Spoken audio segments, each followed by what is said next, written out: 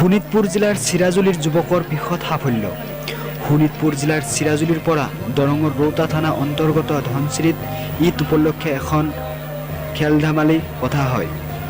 চিৰাজুলিৰ পৰা ইছমাইল আৰু ৰিয়াজুদ্দিন নামৰ দুজন যুৱকে খেলপথাৰত 7জনমান যুৱক লৈ যায় চিৰাজুলিৰ পৰা। কাবাডী আৰু ভলীবল খেলত অংশগ্ৰহণ কৰা যুৱকৰ দলটো কাবাডী খেলত ফাৰ্ষ্ট আৰু ভলীবলত ছেকেণ্ড হয় যুৱকৰ দলটো কিছু ধন লাভ কৰে আৰু 2টা বঁটাও লাভ কৰে। এই মুহূৰ্তত ওলাইছে চিৰাজুলিবাসীৰ বাবে ভাল খবৰ। শোণিতপুৰ জিলাৰ চিৰাজুলিৰ পৰা দৰঙৰ ৰৌতা থানা অন্তৰ্গত ধনচিৰিত ঈদ উপলক্ষে এখন সভা পতা হয়। এই সভাত নানান ধৰণৰ খেল ধেমালি হয়।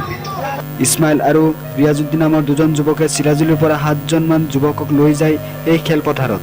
কাবাডী আৰু ভলীবল খেলত অংশগ্ৰহণ কৰা যুৱকৰ দলটো কাবাডীত ফাৰ্ষ্ট আৰু ভলীবলত ছেকেণ্ড হয় যুৱকৰ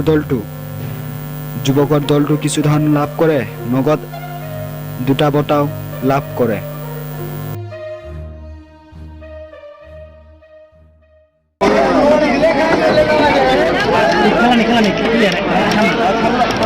বঁটা বিতৰণ কৰিব জনসংঘৰ সাধাৰণ সম্পাদক চুলতান আলী সাহেব।